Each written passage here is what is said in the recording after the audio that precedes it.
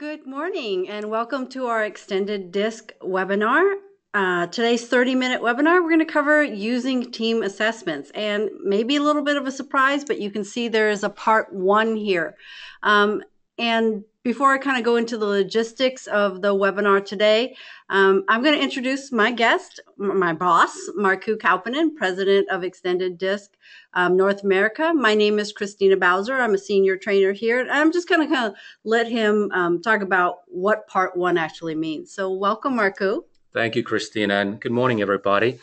Well, Christina, a couple of months ago, we talked about how to use extended disc in sales. And when we did that webinar, we realized almost throughout the webinar that we need to have a follow-up to this particular topic on how to use it in sales. But this time I knew we'll have more than one part. Team assessment is probably my favorite tool. I certainly enjoy individual assessment, but I really get excited about looking at teams and looking at the dynamics. And there's many different ways we can use team assessment. So today we're going to give you kind of an overview and talk about how we can use it in the team applications. But then we can talk more about how we can use it at a different level. So we can have many follow-up. Probably, I don't even know, Christina, maybe 2, 3, or it might be 4 parts of this series. Yeah, I think you definitely knocked it out of the ballpark with this one. I mean, I thought sales was a popular topic, but I think this one beat the record. So before we get right into it, as usual, and for those of you who are joining us for the first time, it's 30 minutes fully packed. So as much as we'd love to hear your questions live, please go ahead and just put your questions in the question section or in the chat box, and I promise we'll follow up with it after the webinar is over. We do record it as always, and so if you miss any of it or you want to share it with anybody, we'll let you know. It usually gets posted within 4 to 5 days. All right, so let's go ahead and get started. So, Christina, today we're going to talk about the team assessment. And like I said, we have several parts, but today we're going to focus on how to use in team applications.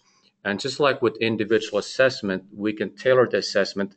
I can't talk about every single part of team assessment, but I'm going to work on some of the highlights, some of the more visual parts that people find so helpful. Next time, in a couple of weeks, we'll talk about how a manager can use team assessment to become a more effective leader, how they can really understand what kind of employees they have working for them and what kind of adjustments they need to make in their leadership style, how to communicate, motivate, influence, how to make sure you really develop your employees to the next level. Okay. Then we'll talk about how the C-level managers can use team assessment as more of a strategic decision-making tool. How to really help them make decisions in the context of the kind of organization they are having. Of course, this could be the owner of the business or the CEO, so the C-level managers. And finally, we will look at how to use the team assessment at the organizational level, how we can understand issues like what are the behaviors that create success for us, maybe for specific job roles or teams, departments, and maybe understand how we can deal with things like turnover issue. Are we losing at certain styles of employees at a more rapid rate than others? So we'll wrap up this series with that particular topic. So you can see team assessments are definitely one of Markku's favorite topics. So where do we get started? Well, let's kind of start with the big picture, as we always do in these webinars. One thing about using team assessment that is very helpful and saves all people a lot of time is that we do not have to complete another questionnaire. Really, the progression of using team assessment is this. First, people need to get debrief on their individual assessment, and that's where they use the famous 4-step approach. First, they get familiar with the DISC styles. We can have a lot of fun with that, have exercise, etc.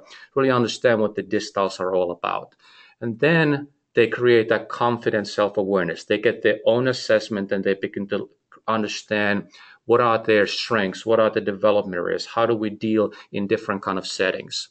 Then they learn some skills how to identify the styles of other people. And then finally, the fourth and most important step, how do I modify my behavior? What are the conscious decisions I'm going to be making throughout the day to modify my behavior to help me become more successful?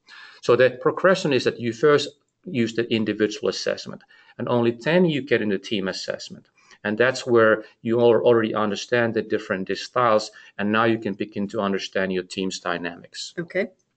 The thing I really like about the team assessment is that all of us who have worked in teams, there are so many interpersonal issues going on. There's some challenges, there may be some friction, conflicts, and sometimes really difficult to understand what's really underneath all of that. So really especially what I call the maps, and we look at a couple of those today, it really simplifies those complex issues. And I love seeing seeing the team result for the first time, because you can see some people like within a seconds they're like, oh, now I get it. Uh-huh. Some people maybe takes a little bit of while. That, hey, now I can understand why Joe is so easy to work with. Now I can understand why Sarah gives me a little bit more difficult time. But you always have that aha moment when people see the results. And of course, the thing about DISC is that we don't make any value judgments. There is no good, no bad, no high, no low score. There's simply different type of behavioral styles. So it allows us in a team context to really have a very safe and well-defined context in which understand these team dynamics. When we understand what D, I, S, and C style are all about and what it actually means, we can understand what kind of team we have. And now we can talk about those kind of issues in a very well-defined setting where it's safe because, again, there is no value judgment. And finally, what I see about team assessment is that it's not only a team development tool. As I mentioned, we're going to have different topics on this webinar series, how to use team assessment. I just want to make sure people realize there are many, many more applications for team assessment than work with intact teams. So what I'm hearing, kind of a big takeaway here, when you're looking at the big picture, non-judgmental, just kind of gives you a language to address more complex issues.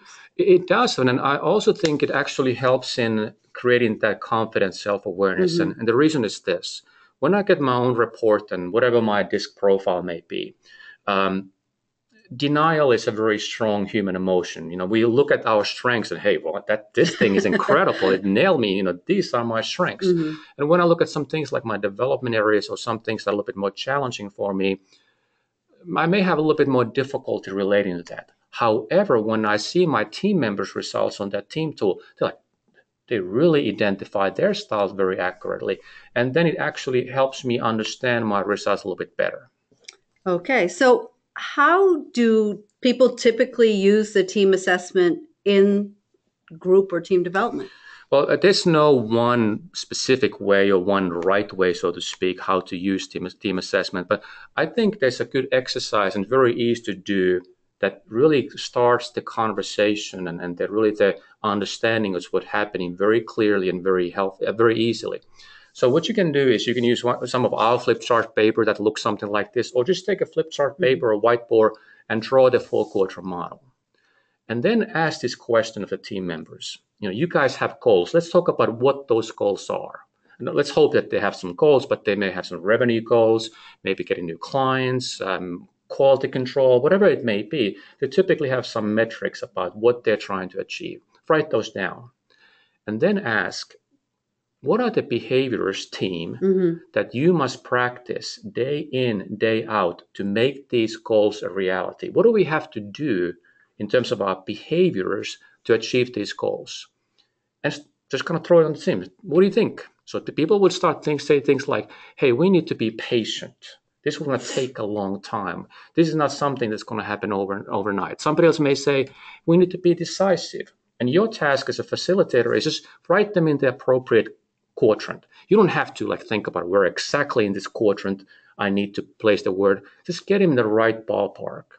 And when people go through this exercise, typically somebody will say something like, hey, we really need to learn to use this software program because it's so important for us to achieve this goals. Hey, that's great, but let's focus on the behaviors. You still want to write that down because you don't want to ignore that good point, but you focus on behaviors, and what will happen is these words will begin to appear all over this map. But what I have seen is that when you go through this exercise, you have words all over, but typically 2 of the quadrants clearly have the most words. Occasionally, maybe 1 quadrant, but typically it's 2. And then you conclude this exercise and say, or really rather ask a question, say, team, if we practice these behaviors, do you believe we are going to achieve these goals? And you need to get that agreement. If you're not, you need to continue with the exercise. But once you get it, now you have a commitment from the team. The reason you want to do this up front, Christina, is that if you do it later, now they know what their team looks like, and we tend to be a little bit nicer to not only to ourselves but our team members, and that knowledge of the kind of team we have tends to influence their results. This way, they don't have that interference in the exercise. So you're saying this is a great opening exercise before you actually present the team assessment to the group. Exactly. I would do this up front, because if you do it later, then again, that knowledge is going to interfere. Here it's honest feedback, honest information from them, and then you get that mutual agreement. Hey, we believe if we practice these behaviors, we are going to be successful. And then you can go to the team report. And then people typically start, you don't have to, but they typically start with the shotgun map. The shotgun map will show what kind of natural disc profiles or styles the team has. So each of these dots represents a team member. And now we can look at this at the more objectively, because we don't have the names there yet. Later on you can put the names there, but I like to start here because now it's more of a looking at a macro level. Hey, what kind of team do we have? Now, that being said, people in their minds, okay, that person in the top left corner, that C style, I'm sure it must be Jack. They begin to make those things, Right. but still we are looking at the macro level so we can really begin to understand the kind of team we have. Yeah, so what it's visually showing is each team member's natural style without kind of giving away who they are. So like you said, macro style, it allows people to kind of take a step back and look at the whole of the team. Yeah, focus on the big picture, because when we know who the members are, then we begin to think about more of emotional level. Hey, now I know why Sarah is kind of a challenge for me. Here we're focusing on the big picture, and that's the best place to start. And by the way, this is a very typical team. We tend to see that 2, 3 quarters, you have typically dots all over, but typically there are some quadrants that clearly have more team members, because most teams are not 25% of each quadrant. In fact, often people ask me, Marku, what's the ideal team makeup? Should it be 25% in each quadrant? And when I think about that, it's really difficult for me to even think of a situation where you want 25% in each quadrant. And there is no ideal team makeup. And when you look at the team assessment results, context is everything. And the reason the context is everything is, let's look at this team. If I tell you that this team is a sales team of an organization, okay, now I can begin to think about what this means in practice.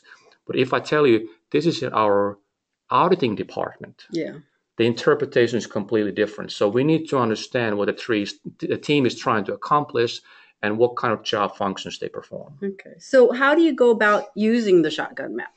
Well, there's many different ways. One of the common ways is to look at, for example, hey, where are our strengths and weaknesses?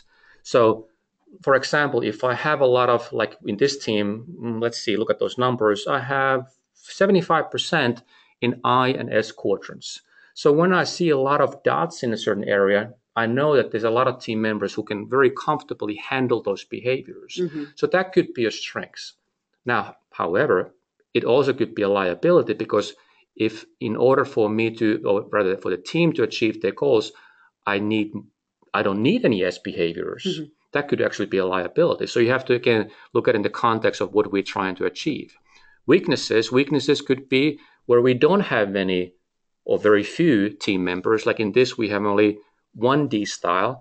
Now, I don't know if it's a weakness without knowing what they are trying to accomplish, but if they need to be very fast-paced, decisive, take a lot of risk, I would say that this team has a lot of work to do. Other things that clients often look at is, are there any concentration of styles? And this is actually coming up quite a bit in just about every single team. So I want to talk about that a little bit more, but you want to see if there are any concentration of disc styles. Like in this, we just noticed that there's a lot of I and S behaviors. So we tend to see more of those people-oriented, more emotional individuals in this team, and we want to explore that further. By the way, when we see those concentration of styles, sometimes you have to ask yourself, do we actually have subgroups or cliques within the team? Because sometimes if you have those very specific clusters, there's a good chance that those folks really tend to work very closely together. It could be a good thing. It could be a bad thing. It could be nothing, but you want to look into that. And finally, if there are any blind spots, like in this team, we're missing those deep styles. And actually quite a few, we might need some more C styles as well. We want to consider that in the context of what we want to achieve. So context is very important. It's critical. So you mentioned a typical team tends to fall in two quadrants. Can you talk a little more about that? Yeah, it's most teams, when you look at it, and I've looked at many teams like this one, we clearly have concentration of styles. And this is kind of a little small tip that I've used over the years, or really trick rather than a tip, but you can make this your tip, is that I have the diamond model into halves, and to understand that where are the concentration of styles. Like in this team, if I look at it, top half versus the bottom half, in other words, task orientation versus people orientation. This team is more people oriented by far. So it really helps me understand that. You're talking about this one, right? Well, that's really a bit more active and reserve when I look at it from left to right. But you're doing this way. Well, no, I'm actually looking at, if it's a more active people or reserve people. Oh, gotcha. Yeah, so then I'll look at it more of a task-oriented people, am I on the top half or the bottom half? So when I have it in different way, I begin to understand what the team is all about. Sometimes I may have to draw the line from the D quadrant, the top right corner, to the S bottom left corner, or C to I corners, to really begin to understand what the concentration of style. So I think what Marku is saying is when you divide it from left side, right side, which is reserve versus active, you don't get as much information. I mean, it gives you information in the sense that it's pretty evenly divided. However, if you divide it from task versus people, top versus bottom, you can now see there's a significant number of team members on the bottom half versus on the top half. That's right. So yeah, and maybe that the arrow is look confusing, but here really what I'm we interpret the arrows differently. See, here we have two different distiles, and That's what right. happens in real time, real action with the distiles. But when I look at this, is that now when I know that I have more people or in a team, it tells me a lot about how it's like to behave and how it's going to react to different situations, and it really creates that it allows me to really focus on the concentration of styles issue that I will talk about in just a few minutes. Okay, and can you just kind of talk a little bit more? I think it would be helpful to. Why do we look at concentrations of styles? What's the meaning behind them? Well, first of all, when we look at the concentration of styles, it's a very natural thing to happen because people really gravitate toward kind of roles that fit their style. And when you talk to people, and I often ask people this question, is that, can you think of a job in your career that just really was kind of a struggle? You hope that it's not the current job. Sometimes it is, but not typically, current job. but typically they can easily think of a job that just was not for them. And when I ask about that, when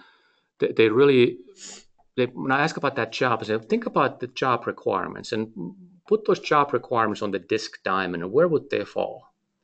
And then, oh yeah, that was a lot of eye behavior, for example. And then, well, now think about your natural style. Are you an eye style? No, I'm actually very low eye style. And then, okay, now I understand. So as a result, eventually we're trying to find a place that really fits our style. Now, there's always exceptions. Some people thrive in a situation when they have to challenge themselves every day, getting out of their comfort zone. But most people tend to find a role that fits their style. Then natural behavioral style aligns with the job requirements.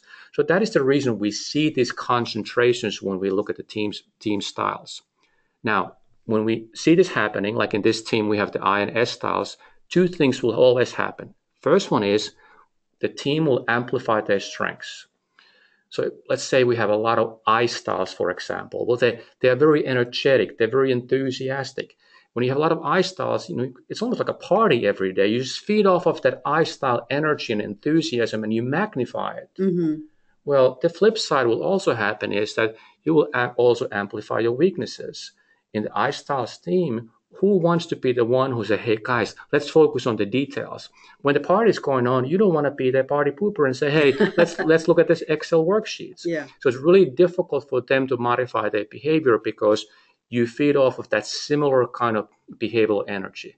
And you really need to have a conversation, actually a very lengthy conversation with the team members that, can you give me examples of when this happens? And by the way, they don't have any difficulty coming up with examples. But when you begin to talk about, then they have that understanding, hey, this is really not helpful or beneficial in order for us to be more successful. Yeah.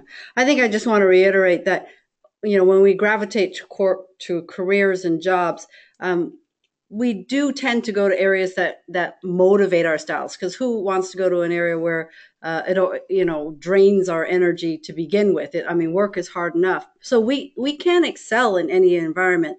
But I think what Marku said, even in a role that we enjoy or job that we like, we still have responsibilities within that role that sometimes we prefer, sometimes we prefer not. Yeah, every job will have parts of it that will really force you to get out of your comfort zone. Hmm. And by the way, that's not a bad thing. I think it's a Right. good thing. Yeah. And everybody, when they think about their job, certainly they enjoy certain parts of it better than others. But I'm looking at more a macro level, kind of, what are the overall requirements and where do I spend, let's say, 80% of my time? When that's in alignment with my profile to my natural style, it typically is a very nice fit. Okay. Sounds good. Um, so I see the value of the shotgun map. I know we don't have a lot of time, but any other part of the report that you want to talk about today that we can address? Let me talk about the arrow map because I think this is probably the most popular part of the team assessment, because not only does it show who the individuals are, their natural style, but it will also show what kind of adjustments they are making. And people are always interested in seeing how are people modifying their behavior, not only how I'm modifying my behavior, but what are the other team members doing. And one thing I always need to remind people that when you look at the arrow map is it's important that the team members completed the questionnaire at a kind of a fairly similar time, Hmm. because as I'm sure audience members know, that the profile one changes over time. So you don't want to have some people taking the assessment 6 months ago and some today, because most likely there has been some things in the team environment or in the organization that have changed. So if in a couple of week window, you're fine. And when we're looking at these arrows, a couple of things I need to mention. One is we're very conditioned to look at the arrows in terms of what direction we are moving to. So we also should look at where are we moving away from. So for example, this individual on the top left corner with the C style, they're moving away from that C's behavior. So they're moving toward I and away from C behavior. So look at the both sides. And we want to look at overall what kind of adjustments is a team overall making. And now you can tie to those goals and those behaviors needed to achieve those goals that we did in that first exercise, and see if those adjustments really do make sense. That's a great Yeah, point. a lot of times team members say, hey, they do make sense, but sometimes, if we need to be more, like in this team, I see a lot of movement toward the bottom half. They're already 75% INS team, very people oriented. The people who are in the top half, they are moving more toward that direction. And also people who are on the bottom half, many of them are moving even further down that area. So there seems to be some clear pressure or some demands or some priorities that I shouldn't say force, but motivates people to adjust their style to become even more people oriented and being less task oriented.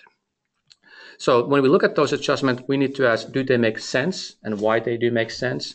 And this is for the team, again, to look in terms of the behaviors they believed in that exercise they need to practice in order to be successful. So we have to look at that. Do they make sense? Or if they do not, why not? Hmm. What are the kind of changes we need to make in our behavior going forward for us to become more successful? And I think what Marku was talking about is, just in summary, the arrows themselves, I always say, think of them as like snapshots in time. They're a picture of how the individual felt they wanted to make adjustments to their style. So that's why if someone took it 6 months ago, how they felt they needed to adjust may have already changed to not match up to the people that have just recently taken it. But having said that, the team assessment itself is still highly valuable. Um, it's something that if you don't want to have the arrow map in the report, you can easily take it out. But the rest of the report is still very valuable because you're looking at people's natural hardwired styles, right? That's right. And now, typically, almost by default, people are completing it by the same time. You're going to have a training Mm-hmm. session. So typically, people prepare for that. Hey, we have training session coming on June 15. Please complete it by end of this week. And you get that you capture the information at the same point in time. But if you use the tool over time, you may have to make sure that there's not a significant time gap between the times people took the questionnaire. Okay.